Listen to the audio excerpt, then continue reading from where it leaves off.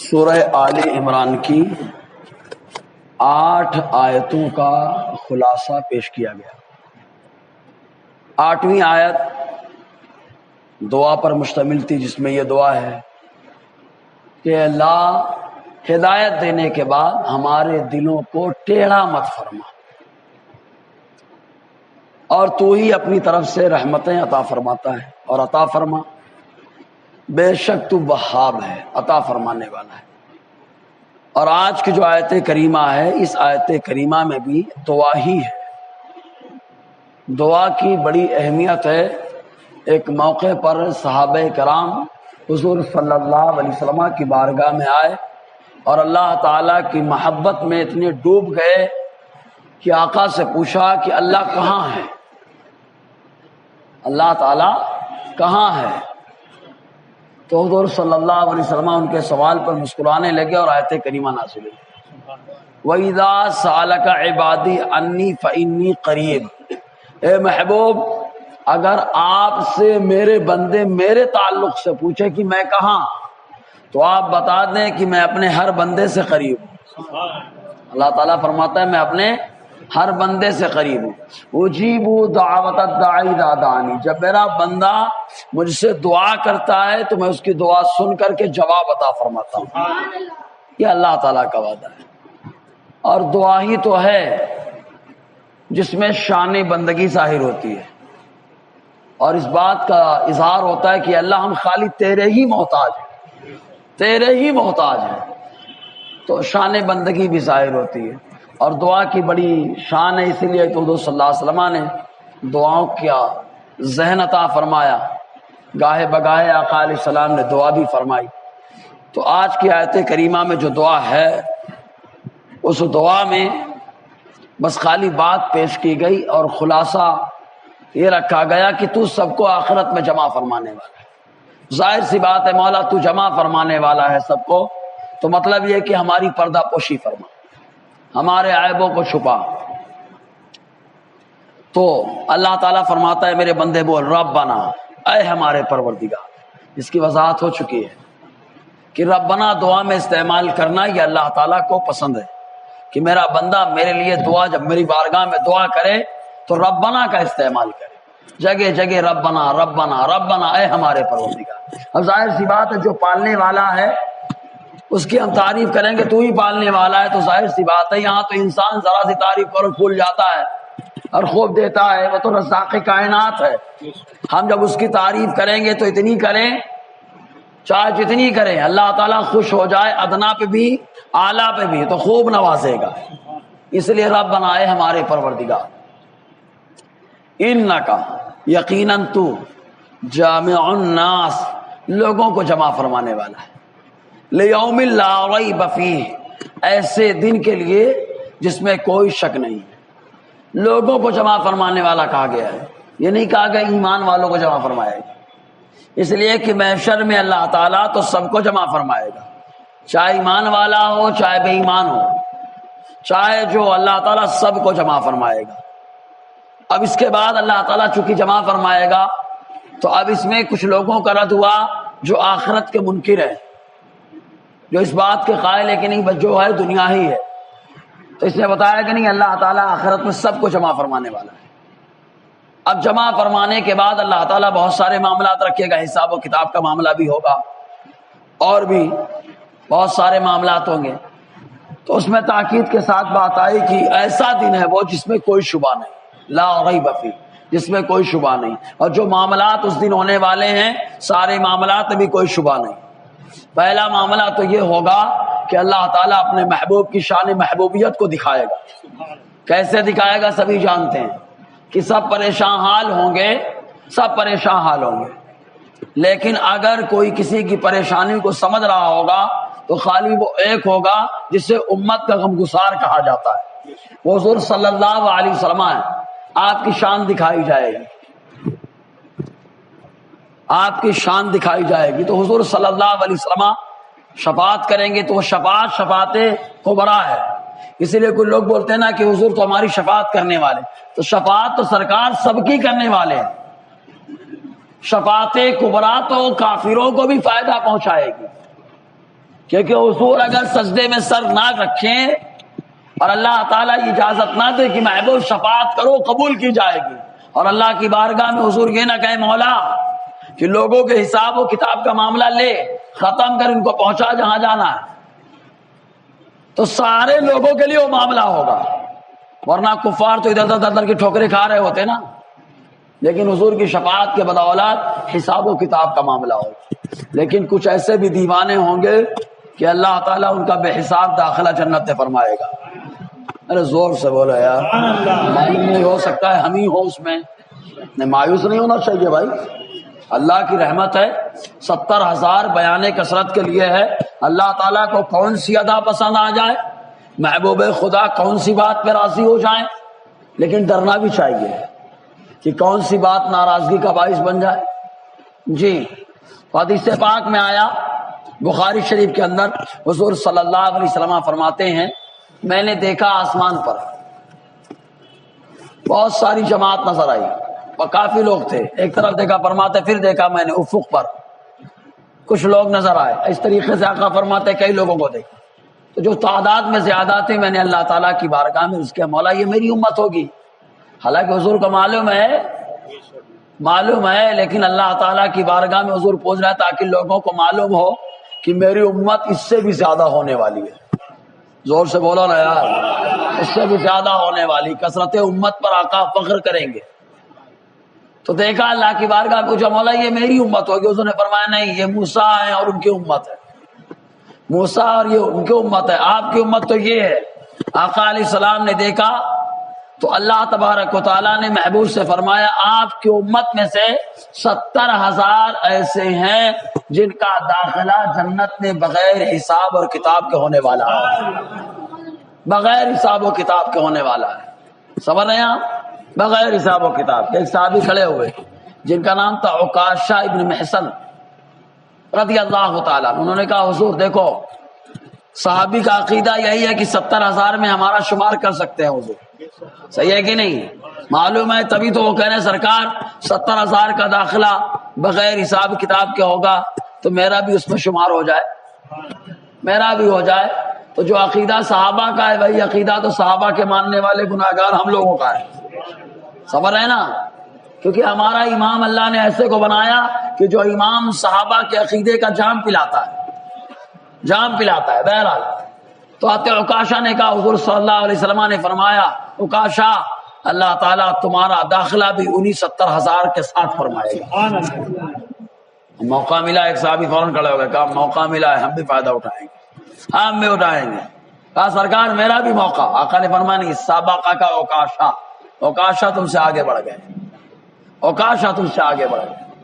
تو آخرت میں اللہ تبارک و تعالیٰ جمع فرمانے والا، تو کچھ لوگ حساب و کتاب کے ساتھ ہوں گے، اور آخر میں بہرحال شفاعت حساب و کتاب کے لیے سرکار کریں گے، وہ شفاعت کبریٰ۔ ایک شفاعت صغریٰ ہے، شفاعت صغریٰ علامہ نووی علیہ رحمۃ الرضوان نے اس کی 5 قسمیں بیان فرمائی ہیں، 5 درجے بیان فرمائے۔ پہلا درجہ، اور سب پہ حدیثیں پیش کی ہیں، پہلا درجہ یہ کہ کچھ لوگ ایسے ہوں گے جن کے اعمال نیکیوں کے کم، برائیوں کا زیادہ معاملہ ہوگا، حضور صلی اللہ علیہ وسلم شفاعت کریں گے تو اللہ تعالیٰ ان کی نیکیوں میں اضافہ فرما کے جنت میں داخلہ فرمائے گا، ہے نا۔ ایک دوسری شفاعت، کچھ لوگ ایسے ہوں گے جن کے جہنم میں جانے کا حکم ہو چکا ہوگا، حضور صلی اللہ علیہ وسلم شفاعت کریں گے، اللہ تعالیٰ حالانکہ اس کے کلام میں تبدیلی نہیں ہے لیکن محبوب کی کیا شان ہے یار، کیا شان ہے محبوب کی۔ اسی لیے تو اصول حدیث کے ماہرین کہتے ہیں حدیث متواتر سے آیت کا نسخ ہو سکتا ہے۔ بہرحال تو لوگ صلی اللہ علیہ وسلم شفاعت کریں گے، اللہ تعالیٰ قبول فرمائے گا، ان کا داخلہ جنت میں فرما دے گا۔ تیسرے وہ ہوں گے جن کے جہنم میں جانے کا حکم ہوگا، فرشتے لے کے چل بھی دیے ہوں گے، چل پڑے ہوں گے، حضور صلی اللہ علیہ وسلم شفاعت کریں گے، اللہ تعالیٰ راستے سے واپس بلوا کے ان کا داخلہ جنت میں فرمائے گا، راستے سے بلوا کے۔ اور کچھ لوگ ایسے ہوں گے کہ جہنم میں پہنچ چکے ہوں گے، مصطفیٰ کریم صلی اللہ علیہ وسلم سے اللہ تعالیٰ فرمائے گا شفاعت کی بدولت، محبوب آپ جاؤ جہنم کے اندر۔ اللہ اللہ، جہنم میں تو آپ کہیں گے خالی آگ ہے، آگ ہے، آگ میں تو عذاب ہے، ہم کہیں گے بلا شبہ آگ ہے، آگ ہے، لیکن جس کی پیشانی میں مصطفیٰ کا نور آ جائے، وہ آگ میں چلا جائے تو اللہ اس کے لیے آگ کو گلزار بنا دیتا ہے۔ حضرت ابراہیم علیہ السلام، ابراہیم علیہ السلام تو اللہ نے آگ کے عذاب کو ختم فرما دیا۔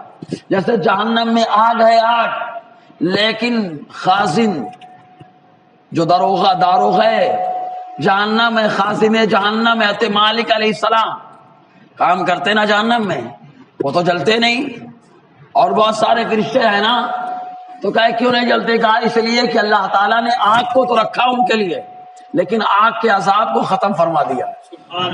تو مصطفیٰ داخل ہوں گے، آقا علیہ السلام انہیں پکڑ پکڑ کے، جن کے اندر ایمان ہوگا۔ بتاؤ ایمان تو دل کی ہے کا معاملہ ہے نا، مصطفیٰ تو دل کو جانتے ہیں یار، اور اللہ تعالیٰ بھی اس بات کا اعلان کرتا ہے، تبھی کہتا ہے، مسلم شریف کے اندر آیا کہ جس کے دل میں ذرہ برابر ایمان ہے محبوب اسے نکال کے جنت میں داخل فرما دو۔ سمجھے نا، یہ چار ہیں، اب پانچواں درجہ وہی ہے کہ حضور کی شفاعت سے کچھ لوگ ایسے ہوں گے کہ ان کا داخلہ بغیر حساب و کتاب جنت میں ہو جائے گا۔ تو یہ 5 درجے ہیں شفاعت کے۔ اب یہاں پہ چونکہ ایک اعتراض کا جواب بھی دے دیا جائے کہ وہ اعتراض یہ رہتا ہے اکثر نالائقوں کی طرف سے، وہ اپنے آپ کو سمجھتے ہیں کہ ہم حدیث کے بڑے سمجھدار ہیں، لیکن ٹھیک ہے، آدمی اپنے اعتبار سے تو کچھ بھی بن جائے۔ نمرود تو خدا بن بیٹھا تھا معاذ اللہ اپنے اعتبار سے، کیا وہ خدا ہو گیا؟ آپ ہی بتائیے ہوا کیا؟ نہیں نا، تو اپنے اعتبار سے تو آدمی بہت کچھ بن جاتا ہے۔ تو ان لوگوں نے کہا کہ حضور صلی اللہ علیہ وسلم نے اپنی بیٹی حضرت فاطمہ سے فرمایا، بیٹی فاطمہ عمل کرو، عمل۔ تو کہا دیکھو آقا علیہ السلام نے فرمایا عمل کرو، مجھ پہ بھروسہ نہ کرو۔ تو ان لوگوں نے نتیجہ یہ نکالا کہ حضور تو اپنی بیٹی کی بھی شفاعت نہیں کر پا رہے ہیں، تو دوسروں کی کیا کریں گے؟ معاذ اللہ، گندا کوکر میں گندا سامان ہے تو گندا ہی نکلے گا، کھچڑا پکایا تو کھچڑا ہی نکلے گا، اور اجڑا پکایا تو اجڑی نکلے گی۔ سمجھ میں آیا نا؟ تو کوکر ہے، آدمی دماغ میں جو ہے وہ نکلے گا۔ اس کو یوں سمجھیں، زیادہ تر ٹیچر ہیں، اسکول میں بچہ پڑھتا ہے، اپنی محنت سے اگر بچہ پڑھے اور امتحان میں پاس ہو جائے تو استاد بھی خوش ہوتا ہے اور ابا بھی خوش ہوتے ہیں، واہ میرے بیٹے نے تو یار بڑا اچھا نمبر حاصل کیا ہے، اچھے نمبرات سے پاس ہوا۔ لیکن اگر معلوم ہے فیل ہو گیا، ابا یہاں جا رہے ہیں، کبھی اس ٹرسٹی کے پاس، کبھی وہ ٹرسٹی کے پاس کرا دو نا، ہو جائے۔ اب اگر ان کی شفاعت سے، ان کی سفارش سے بچہ پاس ہو جائے، اب کیا ابا لڈو بانٹیں گے؟ ابا کہیں گے میری محنت سے پاس ہوا ہے، خود محنت کیا نہیں۔ میرے نبی صلی اللہ علیہ وسلم کی شان دیکھو، آقا فرماتے ہیں شفاعتی لأہل الکبائر، ابن ماجہ کی حدیث پاک، آقا نے فرمایا میری شفاعت بڑے بڑے گناہ گاروں کے لیے، سبحان اللہ، بڑے بڑے گناہ گاروں کے لیے ہے شفاعت۔ تو آقا نے ذہن دیا بیٹی فاطمہ عمل کرو، اگر تمہارا داخلہ جنت میں تمہارے عمل کی وجہ سے ہوگا تو یہ میرے لیے فخر کی بات ہوگی، یہ میرے لیے فخر کی بات ہوگی کہ میری بیٹی ہو تم، میری بیٹی ہو تم۔ ورنہ شفاعت سے تو بڑے بڑے گناہ گار بھی چلے جائیں گے۔ سمجھ میں آیا کچھ؟ لیکن نالائق کچھ کا کچھ سوال لیتا ہے، صحیح بات ہے، نالائق ہے نا جی۔ تو اللہ تعالیٰ فرماتا ہے بندے بول، اے ہمارے پروردگار، انک جامع الناس لیوم لا ریب فیہ، یقیناً تو لوگوں کو جمع کرنے والا ایسے دن کے لیے جس میں کوئی شک نہیں ہے، کوئی شک نہیں ہے۔ اب اس میں آپ سبھی جانتے ہیں کہ کچھ لوگوں نے آخرت کا انکار کیا تو ان کا رد ہو گیا۔ اب ایک پرانا فرقہ گزرا تھا معتزلہ، وہ نالائق تھا، آج اس کے ماننے والے نہیں ہے، لیکن ان کے عقائد و نظریات پائے جاتے ہیں۔ کیسے پائے جاتے ہیں سمجھا دیتا ہوں۔ معتزلہ ان کا عقیدہ کیا تھا معلوم؟ اگر کوئی آدمی بڑا گناہ کر لے، گناہ کبیرہ کر لے، تو مسلمان نہیں رہتا اور کافر بھی نہیں ہوتا، مطلب بیچ میں لٹکا رہتا ہے، نہ مسلمان اور نہ کافر۔ اس کو بولتے تھے منزلتم بین المنزلتین۔ آج یہ نظریہ جو ہے نا تھوڑا سے اپڈیٹ ہو کر کے آ گیا ہے۔ کیسے آیا؟ بولے کافر کو کافر مت بولو، وہ سمجھے کہ نہیں؟ آپ کافر کو کافر مت بولو. ارے بھائی جب کافر نہیں بولیں گے مسلمان بھی نہیں بولیں گے تو بیچ میں آیا کہ نہیں آیا؟ اور جب بیچ میں آ گیا تو تمہارے ابا معتزلہ خوش ہو گئے, چلو ہم تو چلے گئے لیکن ہمارے بیٹے باقی ہیں ابھی. سمجھ رہے کہ نہیں؟ جی. تو ان لوگوں نے کہا تھا کہ آخرت میں بسنے اعمال یہ صحیح نہیں ہے, حالانکہ قرآن کی بہت ساری آیات ہے جن سے یہ ثابت ہوتا ہے کہ آخرت میں اعمال تولے جائیں گے. اب آج کے دور میں سمجھانا بڑا آسان ہے کہ عمل دیکھو. انسان نماز کہیں چلتی پھرتی آپ نے نماز دیکھا ہے؟ بولیے نا یار. رات زیادہ جگہ ہیں سب ایک دم سستی چڑھی ہوئی ہے. میری آواز بیٹھی آپ کو سستی چڑھی ہے, ایسا ہے کیا؟ تو بولے تھوڑا سا. آپ نماز کو چلتے ہوئے دیکھا ہے آپ نے کہ نماز ٹہل رہی ہو آپ کی طرح گارڈن میں؟ ایسا ہی ہے. روزے کو دیکھا ہے کتنا بڑا ہوتا ہے روزہ؟ 7 3 4 انچ کتنے بڑے ہوتے ہیں؟ 1 بالش 2 بالش نہیں دیکھے نا. وضو کو دیکھیں آپ. تو اعمال ہے نا, جب بھی ہم نے دیکھا نماز کو تو نمازی کی شکل میں ہی دیکھا ہے نا. روزے کو دیکھا تو روزے دار کے ساتھ دیکھا. سمجھ رہے کہ نہیں؟ تو مطلب اعمال جو بھی رہتے ہیں وہ اعمال والے کے ساتھ رہتے ہیں. اس کو منطق کی زبان میں بولتے ہیں جوہر کے ساتھ ہی عرض ہوتا ہے. سمجھ رہے کہ نہیں؟ جوہر کا وجود بذات خود ہوتا ہے اور عمل اس کا محتاج ہوتا ہے. تو ان لوگوں نے نالائقوں نے کہا کہ بھائی کیسے تولے جائیں گے؟ نماز تو الگ سے رہتی نہیں, نمازی کو تولا جائے گا کیا؟ روزے کو تولا جائے گا کیسے؟ روزے دار کے ساتھ کیا؟ تو یار ان پاگلوں کو کون سمجھائے کہ دنیا اتنی ترقی یافتہ ہو گئی کہ آج تک ہم نے بخار کو ٹہلتے گھومتے نہیں دیکھا. جب بھی دیکھا بدن میں دیکھا. بخار کو تولنے کا ایک آلہ آ گیا کہ ایسا آلہ ہے منہ میں لگاؤ معلوم ہو جاتا ہے بخار کتنی ڈگری کا پہنچا ہوا ہے. صبر ہے کہ نہیں؟ تو اللہ تبارک و تعالیٰ نے جب انسان کو اس قابل بنا دیا تو قادر مطلق ہے, خلاق کائنات ہے. وہ تو کلمہ کن کے ذریعے سے ارے مرے ہوئے کو زندگی عطا فرما دیتا ہے. تو اللہ تعالیٰ ہے. ہاں, اس کے علاوہ 28ویں پارے کے اندر آخری صفحے 28ویں پارے میں انسان دیکھو درود پاک پڑھو تو دکھا دوں آیت صلی اللہ علیہ وآلہ صلی اللہ علیہ وسلم صلاۃ و سلام علیک یا سیدی یا رسول اللہ صلی اللہ تعالی علیہ وسلم. 28ویں پارے میں اللہ تبارک و تعالیٰ نے انسان کے اعمال کے تعلق سے لکھا ہے. دیکھو آیت نمبر 8 سورہ تحریم. اللہ تعالیٰ فرماتا ہے نورہم یسعی بین ایدیہم و بایمانہم. ایمان والوں کا نور ان کے سامنے ہوگا, دائیں طرف ہوگا اور چل رہا ہوگا. مطلب اب اس کی تشریح پہلے سنیں آپ. مسئلہ یہ ہے کہ جب آدمی قبر سے نکلے گا نیکوکار ہوگا تو اس کے جو اعمال ہوں گے وہ ایک نورانی شکل والے انسان کے مانند ہوں گے. اس کے ساتھ قبر سے نکلیں گے تو آدمی دیکھے گا ایمان والا کہ ایک اور میرے ساتھ آ رہا ہے, تو دیکھتے ہی کہے گا مولا یہ تو میرے اعمال ہیں, میرے لیے نور بن گئے نا. اتمم لنا نورنا, تو جو اعمال نور بن کے میرے ساتھ چلے مولا اس نور کو اور بڑھا دے اور بڑھا دے. لیکن کافر کا جو معاملہ ہوگا, گنہگار کا جو معاملہ ہوگا تو بہت ڈراؤنی شکل والے انسان کی طرح قبر سے نکلیں گے اور نکلنے کے بعد اس آدمی کے پیچھے پیچھے چل رہے ہوں گے. تو آدمی کہے گا یار تو میرا ساتھ کیوں نہیں چھوڑا, تو میرے پیچھے پیچھے کیوں چل رہا ہے؟ تو اعمال کہیں گے بہت دنیا میں کرتا رہا, اب مجھ سے بھاگ کے جا رہا ہے, میں تیرے اعمال ہوں. تو معلوم یہ ہوا کہ اعمال دنیا میں نہیں دکھائی دیتے چلتے پھرتے, لیکن جب آدمی محشر کے لیے جائے گا قبر سے نکلے گا تو وہ مجسم ہو جائیں گے, جسم والے ہو جائیں گے. تو جسم والے جب ہو جائیں گے تو اللہ تعالیٰ انہی کو وزن فرما دے گا. انہی کو کیا فرمائے گا؟ وزن فرما دے گا. سمجھ رہے کہ نہیں؟ جی. تو جس میں کوئی شک نہیں, اللہ تعالیٰ فرماتا ہے آخرت میں جمع کرنے والا ہوں جس میں کوئی شک نہیں ہے, شک کی گنجائش لا ریب فیہ, کوئی شک نہیں ہے. اس کے بعد اللہ تعالیٰ فرماتا ہے میرے بندے بول ان اللہ لا یخلف المیعاد, بے شک اللہ تعالیٰ وعدے کو کے خلاف نہیں فرماتا. اب یہاں پہ 2 باتیں ہوتی ہیں. وعدہ 2 طریقے کا ہے, ایک وعدہ کرم کا, ایک وعدہ غضب کا. وعدہ کرم کا یہ ہے کہ نماز پڑھ بندے یہ دوں گا تجھے. کتنا دے گا اللہ تعالیٰ؟ نماز کی برکت کیا ہے؟ بندہ خالی گھر سے چلے تو صحیح، ایک قدم اٹھائے گا اللہ ایک نیکی عطا فرمائے گا، ایک گناہ مٹائے گا، ایک درجہ بلند فرمائے گا۔ اور حضور نے فرمایا جب تک واپس گھر نہیں جائے گا جب تک ثواب ملتا رہے گا۔ اعلیٰ حضرت نے جب اس حدیث کی تشریح کی نا تو ایمان تازہ کر دیا۔ فرمایا خالی ایک نیت سے چلا تھا، نماز کی نیت سے، تو ایک قدم پر ایک نیکی ہے، لیکن نیت بڑھ جائے تو چلا ہے گھر سے، نماز کے ساتھ یہ نیت ہے کہ موقع ملا تو اذان بھی کہہ دوں گا، موقع ملا اقامت بھی کہہ دوں گا، موقع ملا قرآن بھی پڑھ لوں گا، موقع ملا سلام بھی پڑھ لوں گا، موقع ملا مصافحہ بھی کر لوں گا۔ 40 نیتیں آپ نے شمار کرائیں اور فرمایا اب 40 اعتبار سے جب ایک قدم اٹھے گا تو ایک نیکی نہیں، اللہ 40 نیکیاں عطا فرمائے گا، اور 40 گناہوں کو مٹائے گا، اور 40 درجے بلندی عطا فرمائے گا۔